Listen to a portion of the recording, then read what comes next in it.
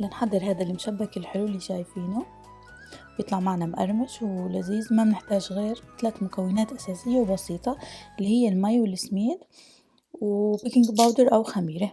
اسمعوا القرشة.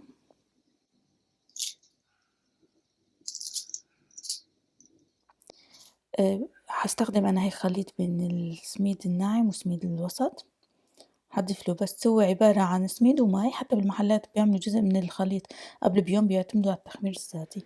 هنستخدم الراس التشكيل هذا النجمي، هو اللي بيعطينا التحديثات اللي بتساعدنا على القرمشة وبس. الفيديو على اليوتيوب أنا أخدت جزء ضفت له بيكنج باودر وجزء ضفت له خميرة، وعرضنا الفرق بيناتهم، فيكم تشوفوا إذا بتحبوا.